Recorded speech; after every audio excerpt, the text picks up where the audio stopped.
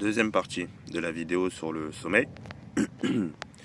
Alors dans la première partie, on avait vu que quand tu dors moins, en fait tu es en quelque sorte moins humain parce que ça affecte ton cerveau et en particulier le cortex préfrontal qui lui est vraiment responsable de toutes les choses qu'on arrive à faire en tant qu'humain comparé aux autres animaux.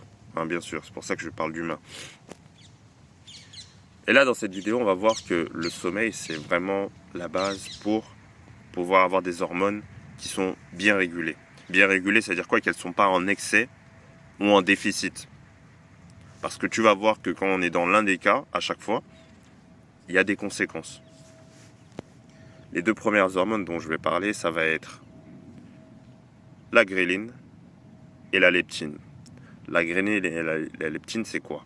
La gréline, c'est l'hormone qui te permet ou qui fait que tu vas avoir faim. Et la leptine, c'est celle qui fait que tu vas ressentir la satiété, qui va faire que tu n'as plus faim, justement. Et le problème, c'est que quand tu dors mal, ces deux hormones sont dérégulées. Donc la gréline va être en surexcès, en excès tout court même. Et la leptine va diminuer. Ça veut dire que tu vas avoir en somme plus faim et moins la capacité de te caler, d'être rassasié. Donc maintenant, après, tu comprends pourquoi les jours où tu dors moins bien, où tu dors mal, ou même si constamment tu dors mal, tu comprends pourquoi tu as tout le temps faim et tu as l'impression de jamais être calé, de toujours vouloir manger. Ton corps va contre toi. Et c'est pas ce que tu veux. Tu veux pas que ce soit un combat permanent. Ou en tout cas un combat plus difficile que quelqu'un qui aurait dormi bien, on va dire, qui aurait bien dormi. Et qui aurait beaucoup moins ces signaux, en fait, qui aurait des signaux mieux régulés et du coup, moins cette tentation d'aller manger, d'aller faire ceci, d'aller faire cela. Donc ça, c'était pour les deux premières hormones. Déjà, tu vois que quand ton sommeil est pas bien régulé, tu as déjà ce problème-là de faim qui va arriver. Ensuite, il y a une troisième hormone qui est pas mieux que les deux autres quand elle est dérégulée, c'est plutôt quand elle dysfonctionne, parce que dérégulée, je pense pas que ce soit français. Quand elle dysfonctionne, c'est le cortisol. Le cortisol, c'est normalement, tu as déjà entendu parler du cortisol et j'en ai parlé dans la vidéo sur la caféine. Le cortisol, et justement c'est ce que je disais dans cette vidéo, c'est ce qui te permet le matin, avec un pic, de te réveiller. Quand tu as un pic de cortisol, c'est ce qui te permet de te sortir de ton état de sommeil. Si tu n'avais pas ce pic, tu resterais à dormir pour toujours. Donc c'est bien qu'il y en ait. Mais il faut que ce soit des pics, pas que ce soit constant. Le problème, c'est que quand tu dors moins, ou pas assez, ton cortisol, on va dire moyen, augmente. Et les différentes conséquences, je vais en citer 4, sont pas très bonnes. La première, c'est déjà dans ce qu'est le cortisol. Le cortisol, c'est une hormone qui nous permet d'être en état de stress, en alerte. Ça te permet normalement, si tu vois qu'il y a un tsunami qui arrive en face de toi, où il y a un tigre, ça te permet de monopoliser toutes les ressources de ton corps, de supprimer donc l'envoi de ressources vers ce qui va être inutile, donc tout ce qui va être intestin, pour la digestion, etc. Tu n'en as pas besoin. Donc, on va empêcher l'énergie d'aller là-bas et on va tout mettre dans les yeux, le cerveau, etc. pour être sûr que tu es dans les jambes, pour être sûr que tu es dans les meilleures conditions pour pouvoir affronter ce danger. Et donc déjà, juste avec ça, tu comprends pourquoi quand tu as un grand stress, tu as mal au ventre. Il y en a même, quand on est face à un stress énorme, on vomit ou on se chie dessus. C'est parce que le corps, il dit, non, là, on ne peut plus envoyer d'énergie dans le système digestif, tout ce qui va être lié à la rétention des sels, blablabla. On n'a pas le temps pour ça. Là, il faut qu'on mette toute l'énergie dans les jambes, dans les yeux, dans le cerveau, pour mieux réfléchir, pour mieux... voilà. Donc c'est pour ça que les gens littéralement se pissent dessus, se chient dessus, etc. Quand on est face à un stress énorme, bien sûr. C'est parce qu'on n'envoie plus de ressources dans ces systèmes-là, à ces endroits-là. Et donc, il y a tout qui sort d'un seul coup. Comme ça, le corps n'a pas le temps. Il n'a pas à gérer ça. Il doit mettre son énergie dans d'autres choses. Et sur le long terme, ça, c'est quand ça arrive sur le court terme. C'est un gros pic.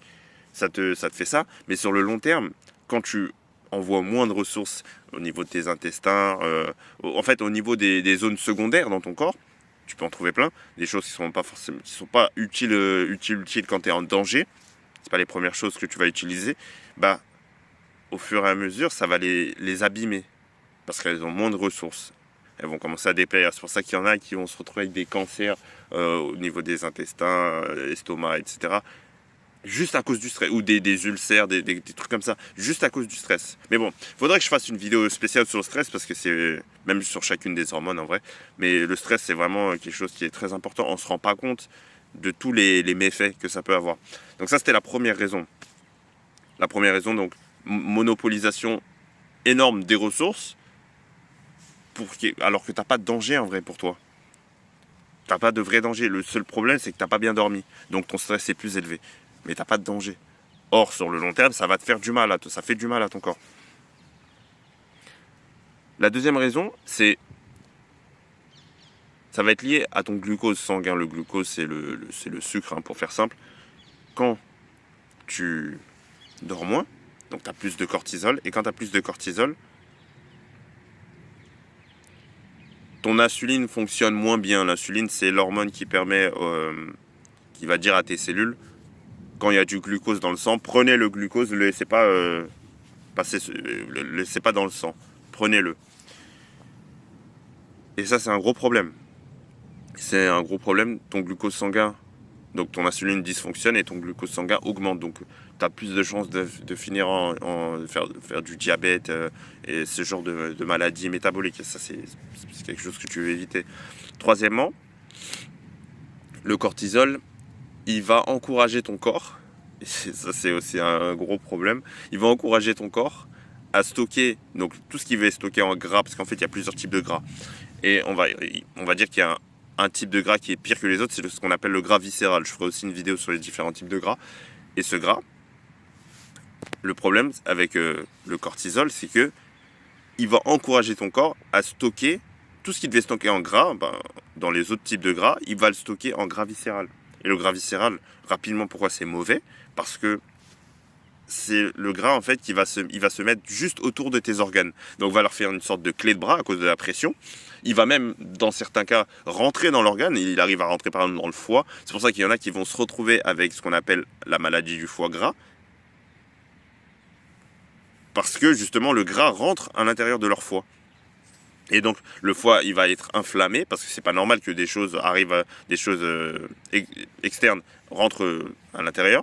Donc il va s'inflammer, il va dysfonctionner, et donc tu te retrouves avec des maladies du foie. Et donc comme ton foie il fonctionne plus, il n'arrive plus à filtrer, et donc tu as plein d'autres maladies qui apparaissent. Tu vois, c'est un cercle vicieux. Et tu peux pas te dire que c'est le sommeil qui fait ça. Dans ta tête, tu te rends pas compte que c'est ça qui...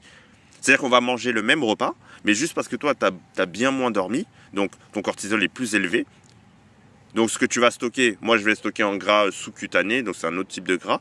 Moi je stocke en gras sous-cutané, toi tu vas stocker en gras viscéral. Et au fur et à mesure des années, à cause de ça, en accumulant du gras viscéral, à la fin tu te retrouves avec une maladie du foie gras, alors que on mange la même chose, mais toi tu te retrouves avec une maladie alors que moi non. Tu vois, c'est un peu con quand même.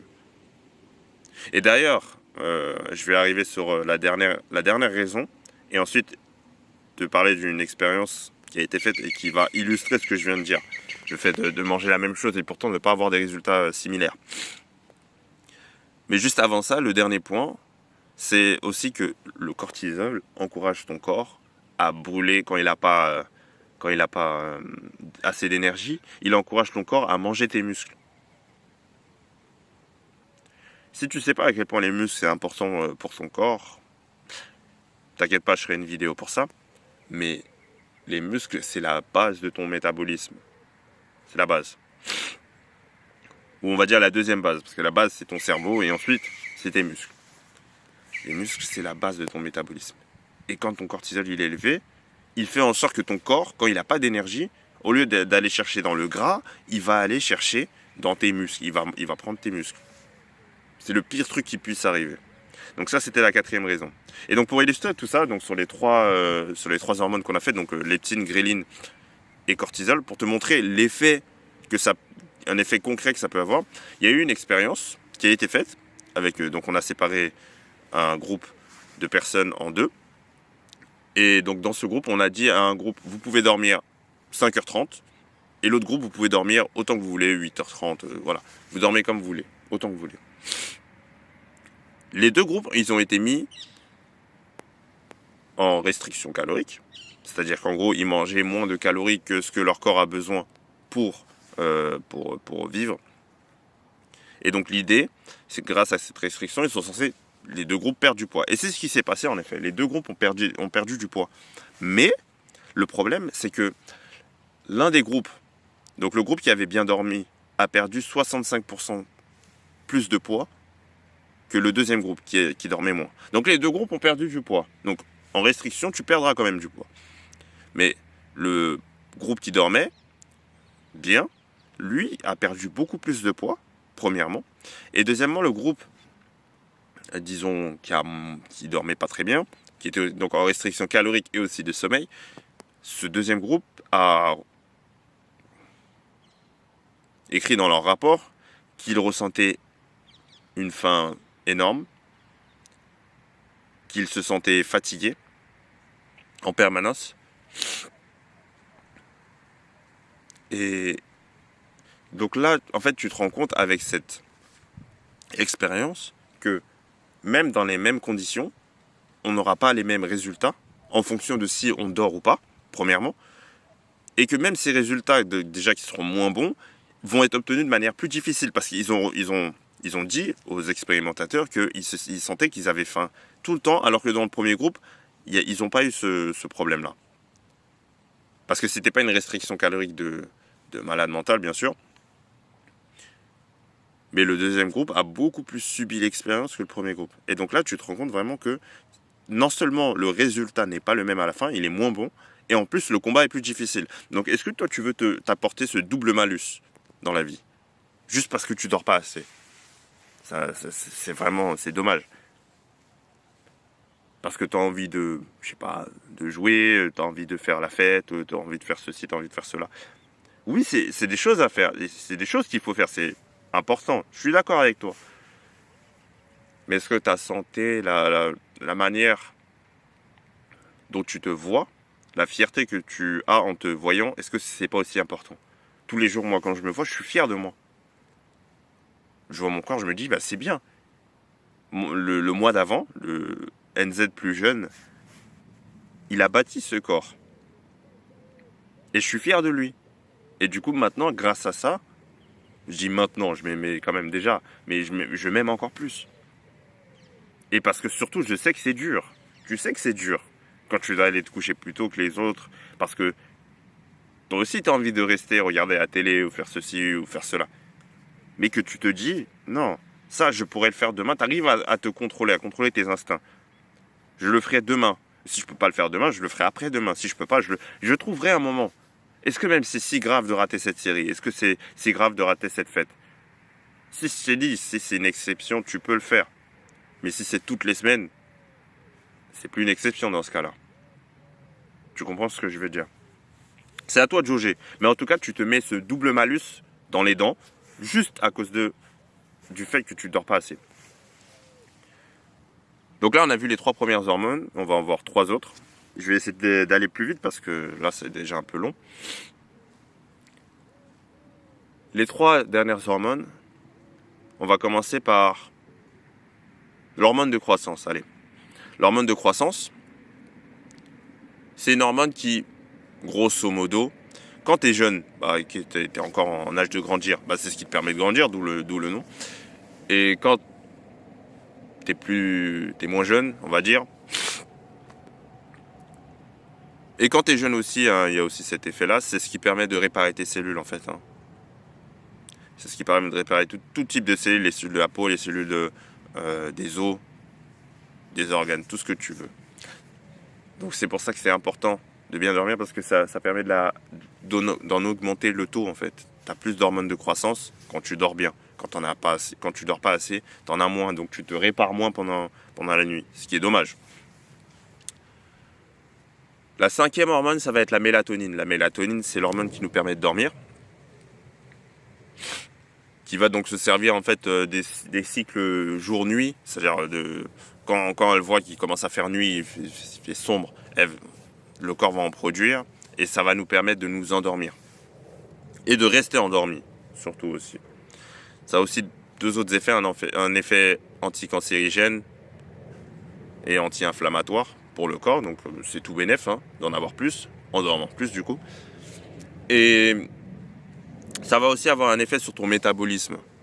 Bon là c'est un peu plus technique, mais il y a plusieurs types de cellules de gras, pour faire simple. Et il y en a une qui est un peu, on va dire, magique, qu'on appelle les cellules marron, je pense en français. Cette cellule-là, ce qui est intéressant, c'est que les autres cellules de gras, il faut imaginer que c'est comme si c'était un sac. Et le gras vient se mettre dans la cellule, donc dans le sac, et le sac est fermé, et puis voilà. Cette cellule-là, elle prend le gras, donc le sac s'ouvre, le gras rentre dedans, et elle le brûle. Donc, tu te dis, what? Attends, les autres cellules, elles stockent juste le gras, donc tu deviens plus gros, entre guillemets. Et elle, le gras, pardon, elle le brûle. C'est parfait. Oui, exactement, c'est parfait. Et pour faire la promotion de ce type de cellules, tu as besoin de la mélatonine. Ou plutôt, la mélatonine permet la promotion de ce type de cellules. La promotion, c'est-à-dire que ça augmente le taux, le nombre de ces cellules-là. Donc, ça, c'était la mélatonine. Et la 6e hormone, qui est pour moi... elles sont toutes importantes, hein. Toutes celles dont j'ai parlé là, elles sont très importantes. Mais celle-là, elle est vraiment importante concernant la motivation. En fait, c'est l'hormone qu'on appelle dopamine. Et pourquoi j'ai mis la dopamine ici? Parce que, en fait, la dopamine, moi je vois ça comme si on avait une jauge. Au début de la journée, tu as une jauge qui est plus ou moins remplie.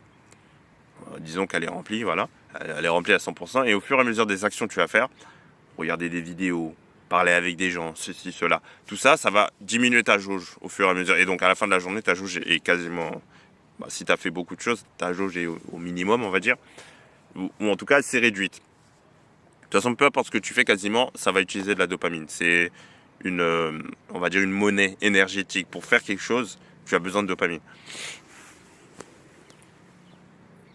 Et ce que je voulais dire par là, c'est que une bonne nuit de sommeil ou une nuit de sommeil de meilleure qualité te permet de mieux remplir cette zone, recharger cette jauge, pendant la nuit. Quelqu'un qui aura dormi, je sais pas, 8 heures comme moi, ou quelqu'un qui a dormi 5 heures, sa jauge, lui, peut être à 50% quand il va se réveiller le matin. La mienne sera peut-être à 100%. Et donc, il commence déjà aussi avec un désavantage. On parlait du double désavantage tout à l'heure, avec le fait d'avoir un cortisol élevé, leptine, ghrelin qui sont dysfonctionnantes, on va dire. Bah là, tu as encore un autre désavantage. Tu es bien moins motivé en te levant, juste parce que tu as moins dormi. Donc la question maintenant que tu as vu tout ça, c'est est-ce que tu veux te trimballer tous ces désavantages? Juste parce que tu n'as pas envie de dormir. Ou que tu as envie de regarder une série, etc. Moi, je pense que non. C'était la partie 2. Rendez-vous pour la partie 3.